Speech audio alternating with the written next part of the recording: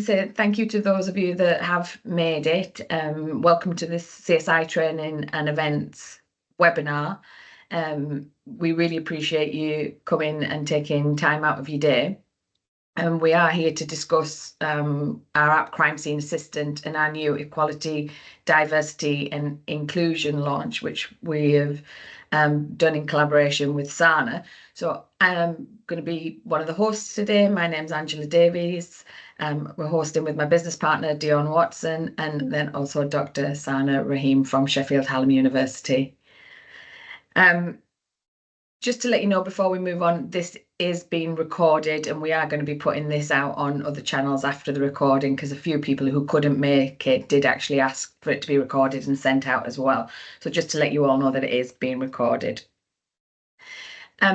Before we move on to discussing the EDI section launch, the main reason that we're here, some of you may be new to us and not know Dion and myself or our app Crime Scene Assistant. So what we just want to do to start is give you a bit of background information on us, on the Crime Scene Assistant app and how it came to be. So Dion and myself met almost 20 years ago now. It makes me feel very old. Back at Teesside University when we were studying crime scene and forensic science and investigation. We went on from university after graduation to work as crime scene investigators for Northumbria Police in the northeast of England. It's the UK's 6th largest police force. And in our time there, we attended lots of different crime types, all crime types that you can think of. So anything from volume crime, things such as burglaries to homes, burglaries to your businesses, theft from vehicles, all the way up to the much more serious category crimes such as murder, robbery, rape, kidnap. So we attended thousands of crimes in our time. And then in 2012, we actually left the police and we set up our own business, CSI Training and Events. And the business, it did what it said on the tin. We run training and events for a multitude of audiences across a number of sectors, delivering both nationally and internationally. So we've been as far afield as Libya and Europe to deliver our training events, which has been pretty amazing. We also run forensic awareness training for frontline responders. And one of the other things that Dee and I do is we work as disaster response consultants. So it was in our time as crime scene investigators for the police that we actually became really aware of a lot of issues around forensic awareness. And then also working as disaster response consultants, we recognised even in that field there was a lot of issues, again, around forensic awareness, particularly around recovery. Our business has been award-winning, which is amazing. We've won business awards, also award for our work in the disaster response stuff. And we were also nominated for an award at Sheffield Hallam University for a module that we were part of developing and teaching on for a number of years. And that's how we came to meet Sana, but we're going to discuss a little bit more about that shortly. And as I've mentioned, one of the other things that we do is a lot of forensic awareness training. And again, that's how we came to the app. So through our practical experience in the field, but also then through the forensic awareness training that we've been delivering face to face. A lot of people said to us, you know, this is amazing, but it's short one-off sessions. And you walk away from training and sometimes forget, how can we get this more access to this information? What can we do? And that got Dee and I thinking, which is how we got to the launch of the app Crime Scene Assistant as originally as a forensic awareness app. We decided to start developing it and writing it. So Crime Scene Assistant is basically, as I said, a forensic awareness app, and it was designed originally to be used as a revision guide or as a scene aid memoir and learning tool. Pocket app is something that's always in somebody's pocket or in the hand, so they can get to it really quickly and get to useful information that's broken down in a really nice step-by-step guide, and is quite easy to flow through. And it was designed for anyone who had the potential to be first in attendance at a crime scene. So we recognised that forensic awareness was an issue amongst obviously police officers who we were working with, but then also we had experiences with paramedics and fire officers. But we recognised that there are a lot more groups out there that come into contact sometimes with forensic evidence or potentially crime scenes, whether inadvertently or not, who this would also be really useful for and beneficial for. So people such as security officers, bouncers, the RNLI, search and rescue teams, social workers, a much larger remit. And as we've kind of developed and we're growing the app, particularly bringing in the EDI section, we recognise that there are more and more of these groups that we'll be reaching. So we launched Crime Scene Assistant in June 2020. And we had a really successful launch, and it could be bought on the App Store. But we also had a lot of educational establishments reach out to us and basically ask that for a license, people wanting to license it for their students to use it. So as well as being really useful for all of those frontline responders that I was just talking about, actually there was a real market there for students of people on those courses. So very quickly we developed a license version, and in 2020 we started licensing 2 organisations, and a lot of courses now are using it. A number of universities nationally are using it, and on different courses. So on crime scene and forensic investigation courses, on policing courses, on paramedic science courses. And again, we're hoping that'll grow because the remit is much bigger. So as well as being useful in the field, it's also really useful for those that are just learning and growing in the field. So it's a bit of background about us and also the app and how the app came to be. And one of the things that we want to do is develop and grow the app in different ways. And that is essentially how we came to launching this equality, diversity and inclusion app that we've done with Sana. So I'm going to shut up now and I'm going to bring Sana in to discuss some of your experience and how we came to be. Yeah, thank you. First of all, thank you everyone for attending, and thanks to Anjandi for having me. I'm Dr. Sana Rahim. For those of you who don't know, I'm a senior lecturer at Sheffield Hallam University and I teach critical security. My background is from IR and politics, and I recently published my monograph that looks at Orientalism in the security discourse and the kind of lived impact of that on individuals. And a bit about my partner in crime, Rob, couldn't make it here today, but Dr. Robert Dover, he's actually the Dean now of Politics and Law at Hull.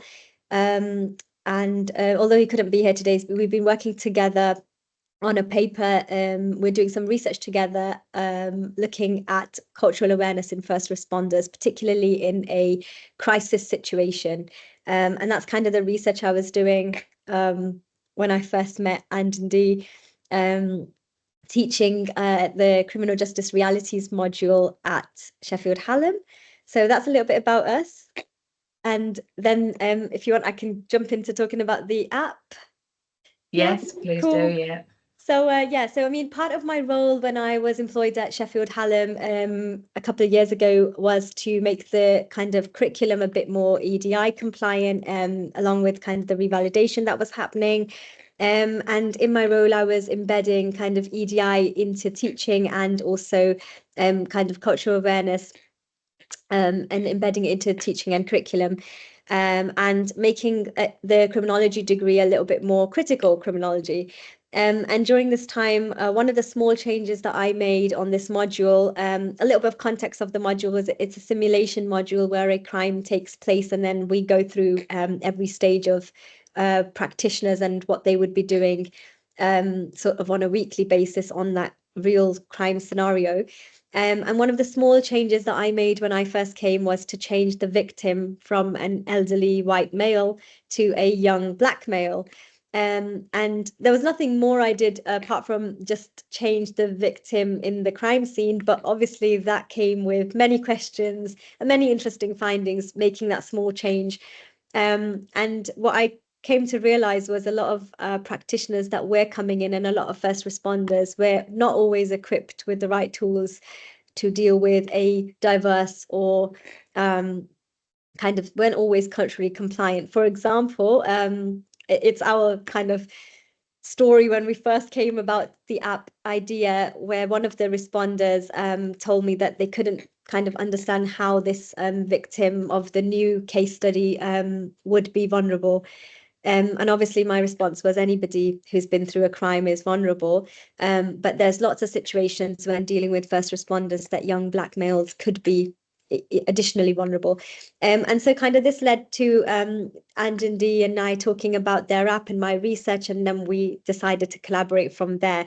And I think the key idea was that first responders are not always equipped. They don't always have the tools to deal with, sometimes not of their own fault, but they don't always have that information at their fingertips. And because it's a kind of maybe crisis situation or crime scene, lots going on, it's difficult to go away and have pieces of cards and papers and notes and workshops and all of the kind of different ways that information is usually passed around. And to have this at your fingertips, to have this in your pocket would be so helpful.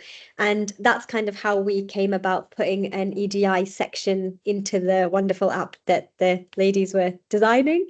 So yeah. Yeah, definitely. And it was something that we were really excited about, because when we joined the police, we were given like a little pocket booklet that had different languages in and some really basic phrases with just polite phrases really that we could try and utilize, which was really great. But you kind of carried it with you all over. But I don't know how frequently anybody really got to use it, or if it was kind of forgotten about. And it wasn't, EDI was not something that was, I remember, being embedded even for us starting as scene investigators. And we had a number of experiences ourselves where a little bit more knowledge and information would have gone a really long way. So I remember first starting in a place called Gateshead, which has got a large Jewish community. And I got asked to go to a vehicle crime, and it was on a Saturday. So I went along and knocked on the door. And of course, the Jewish community have their Sabbath where they don't like to be disturbed and don't engage with the outer communities. And I had no idea. So just that little bit of knowledge would have gone a really long way. And then also Dee and I have come across issues when working on disaster response as well, where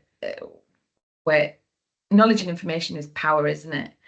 And it was why we were really excited to meet you and then bring this idea to life, because we thought what a great way to be able to give that knowledge to people and hopefully really help people working in our diverse communities, because it would have been something for us that would have been really beneficial. Absolutely. Okay, well, thank you so much for that, Sana. And I think that what we're going to do now is move on to a demonstration of the EDI section and of the new content. Again, some people may not have seen the whole of Crime Scene Assistant and may be new to us. I think that we'll maybe do a bit of an overview, but we are going to focus on the EDI section today. So we'll move on to that demo. Yeah. I'm just loading up my camera.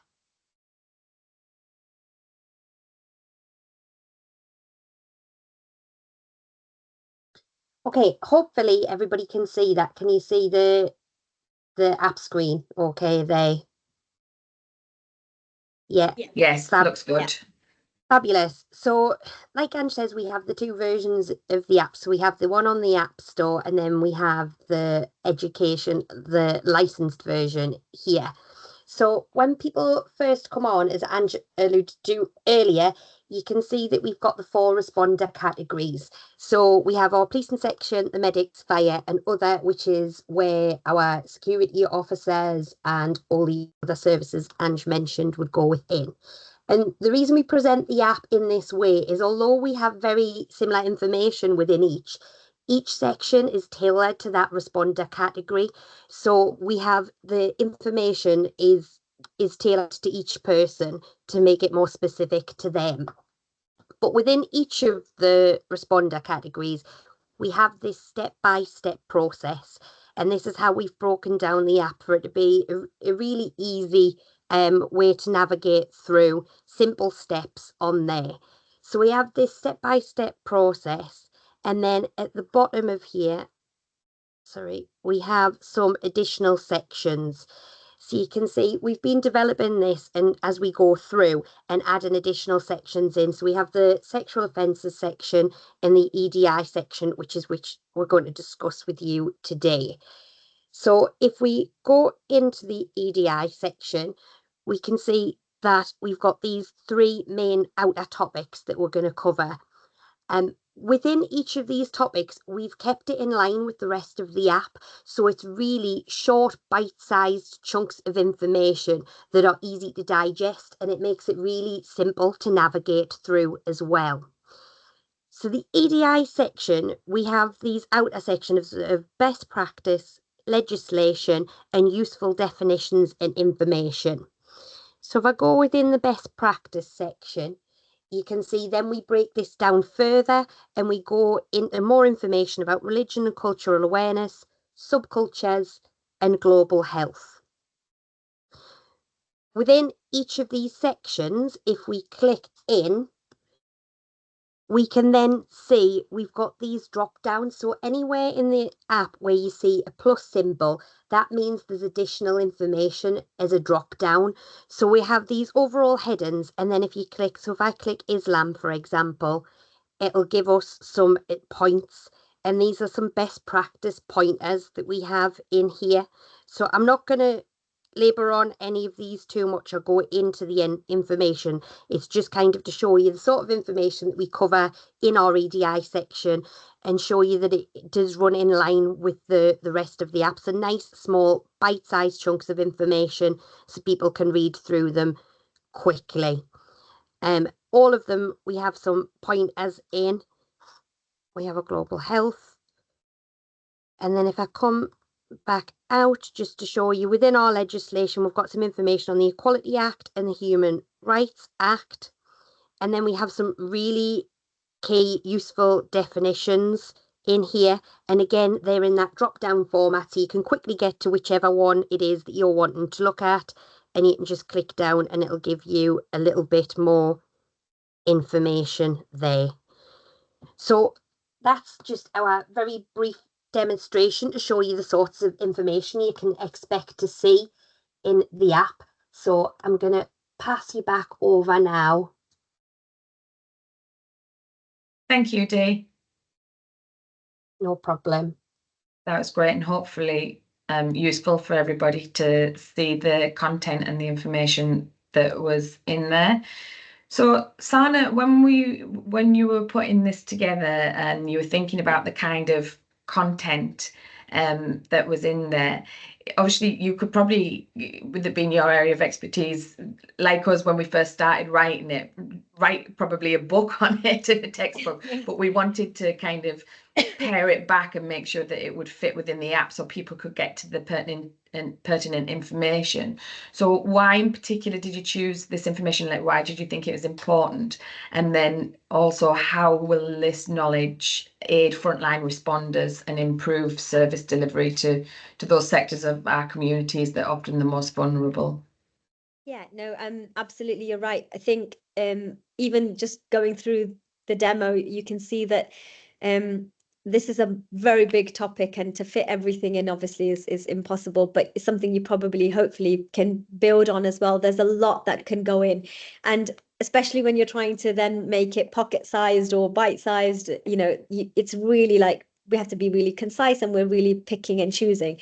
But some of the kind of key how we got to kind of these key choices, again, research. So everything we've done here, Robert and I have done directly based on actual research that we've done. For example, another project that I've been involved in is cultural awareness in social workers and support workers in academic environments and so on.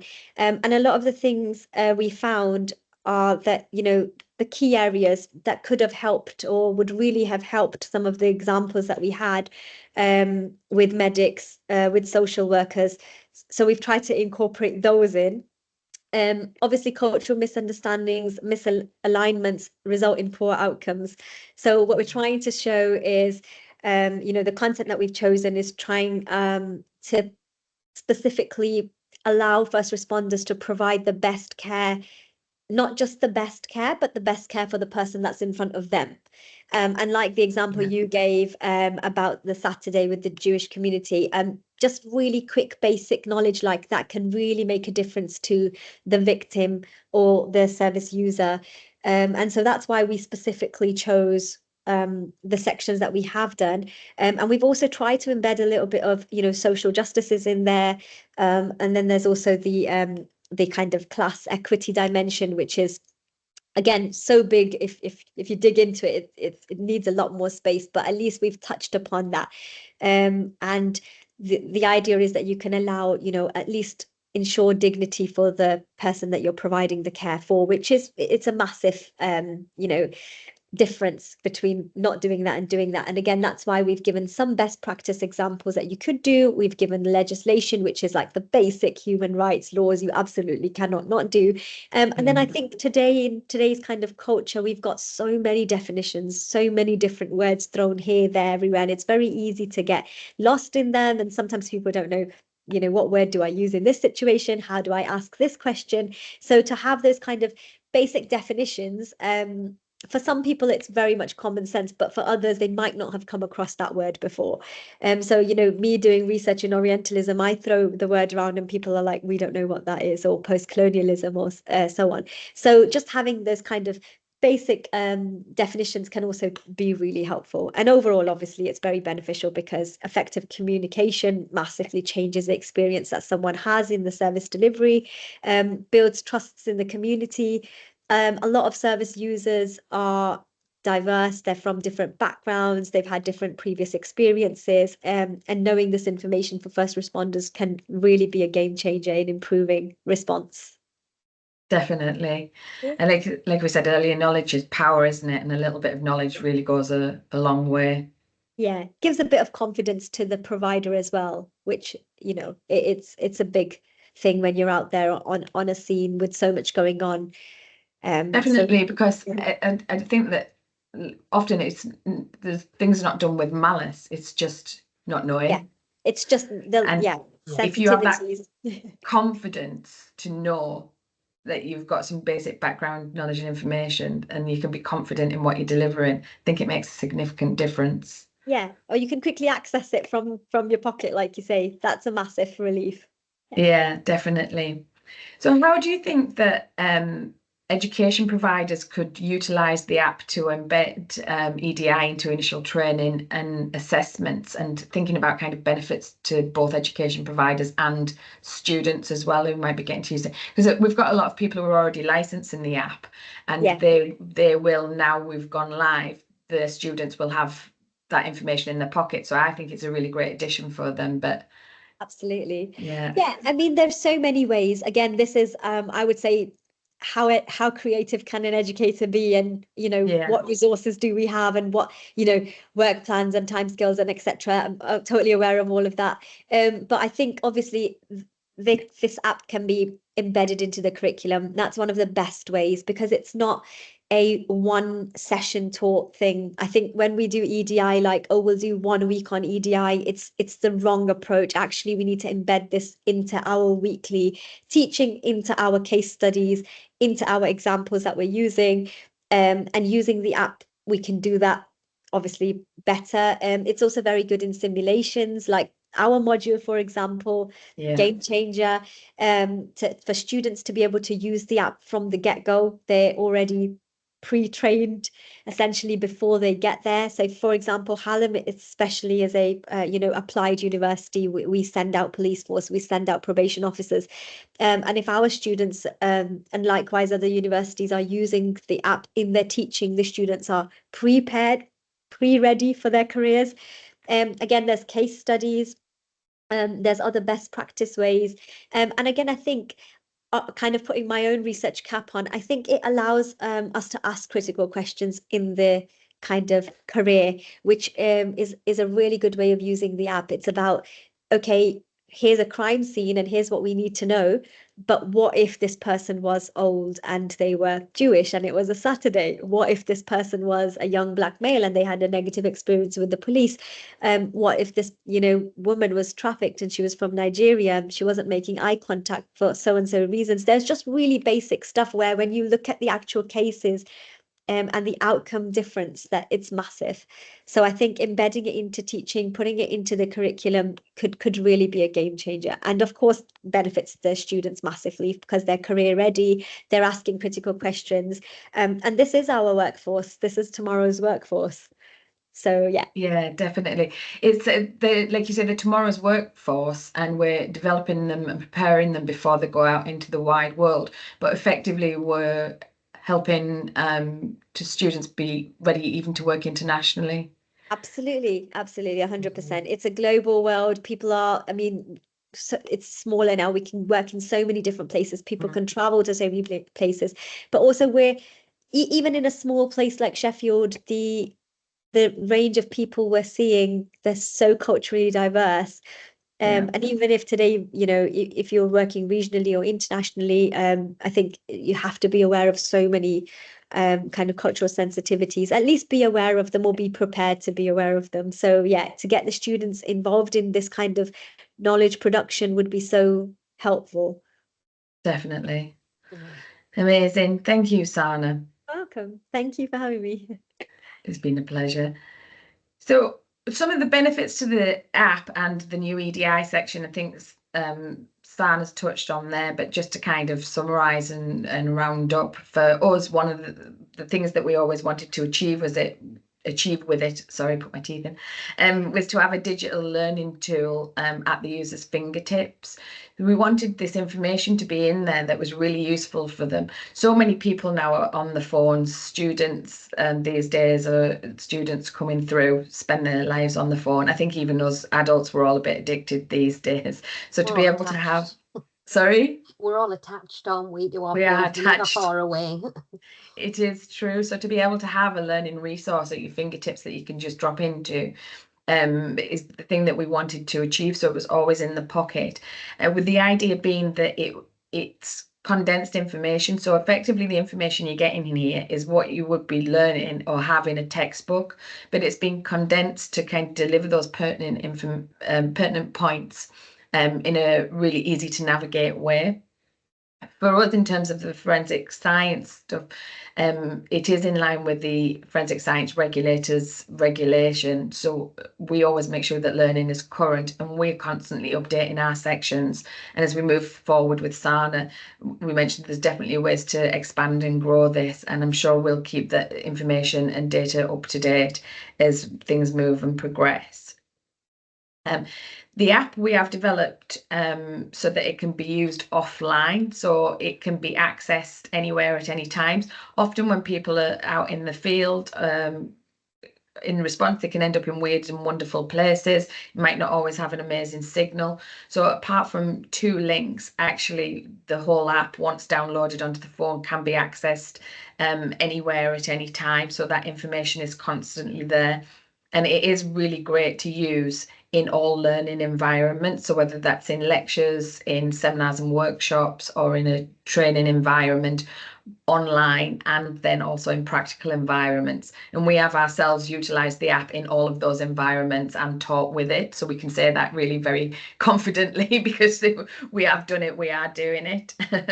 And it is really a great revision guide for people as well. It's that scene aid memoir that people can just go back to. We could probably go on for some time about the benefits of it because we love our own app, but we probably won't because it's our baby, isn't it? We created it. But we feel that the addition of the equality, diversity, inclusion section just is an amazing addition and something that's so important, particularly in today's current climate. Let's not go to Trump, but let's not go there in this presentation. But we believe it's something that is definitely going to add a lot of value and benefit, and in reaching a lot more people. Definitely. Okay, so the app, it can be purchased on the App Store, so individuals can buy the app on either the Apple Play Store or the the Apple Store or the Google Play Store. Or also it can be licensed through us, which a lot of people are now doing. And that can be done by just dropping us an email and we can get information to you at info@csitrainingandevents.com. But we're not going to keep you guys for much longer. That is the end of the presentation, and we are happy to take any questions if anybody has any. Those barcodes there will allow you to link in with us. So if anyone's not linked in with us, it'll take you to straight to our LinkedIn post. So yeah, really happy to answer any questions if anybody has any at this stage. If anyone thinks of anything afterwards as well, and I know myself, when I come off these things always come to my brain afterwards. So if anybody does think of anything after, if you just drop us an email as well, we'll be happy to answer afterwards as well. Definitely. We have a question from Eva. So, hello, do you already have some feedback on the EDI use? Hand this to you, Sana. Yes, so at the moment it is fairly new and we are still very kind of new to launching it around. But personally, since we've been developing it, we've been using critical friends, what we call, which is like staff, colleagues, friends that work with me to kind of use it in their sessions, get some kind of feedback. We're also now have people externally starting to use it, so we're waiting on feedback from them. Obviously the feedback we've had has been very positive so far, and again it's one of those things that it can develop to so much more, but we are holding up hopefully for some more feedback from external users, which would be people in the police, people probation officers, and even people in the kind of NGO organization settings as well. So we are going to. We were going to set up some focus groups, aren't we, Sana? So the plan is for us to set up some focus groups, because Rob and Sana are also continuing their research, and that's going to continue with the use of the app now in the field and in practical settings. See at the top there, Claire Watman is asking about the licensing costs and is saying, is at £6.99 a person, what are the licensing costs? So the £6.99 cost, yeah, that's the cost if somebody individually was to go to the App Store and download it themselves.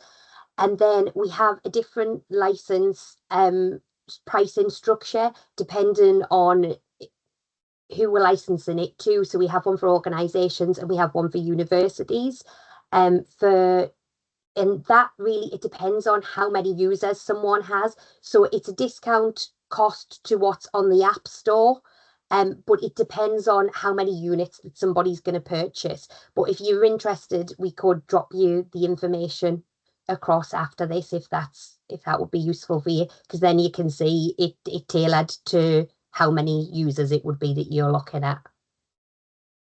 I've got a question here. Can the EDI system integrate with forensic odontology databases for faster identification in mass disaster situations? I would say not at the moment. Currently, what we've got is the information that Dee kind of took you through and demonstrated. It's supposed to be kind of a revision guide, and there is a quick tool for people to access information and give them that knowledge. It's not as complex as that as yet. Sana, do you know if that's something that could be achieved? I don't know. Yeah, I think once upon a time we discussed, do you remember we discussed workshops and kind of training sessions and stuff, but it is in the pipeline. But I think, yeah, at the moment it was a case of one at a time, one step at a time. Yeah, definitely. And then we've got another one here, maybe a little off topic. I don't know if I got it right in the speech, but Paramedics, etc. is an app that expresses how they will pay attention to the crime scene. So do you think it contains a section on how to intervene with rape victims as health personnel, or how to take samples? If not, so it does actually, we have a sexual offences section in there, which has been again tailored for police officers and paramedics, for anyone who has the potential to come into contact with rape victims, and it provides a step-by-step guide again to basically how to deal with victims, making sure that people are victim-centred for starters, but then also discusses things such as early evidence kits, and then also how to get to centres quite quickly to make sure that evidence is recovered appropriately and we get best evidence. So we do have specific standalone sexual offences information in there, but the app as well, there is a full medic section in the demonstration. Dee showed the police section, but there is a full section for medics to discuss. It's basically the information has been tailored for them whenever they're in a crime scene, whenever they find themselves in a crime scene, or when they're approaching a crime scene, how best for them to approach and interact with that scene as well. So there is specific information for medics in there. Okay, so I think that's fantastic. Everybody's questions at the moment. Fantastic. Thank you all so much. Really appreciate you taking the time out and joining us today. Thank you very much.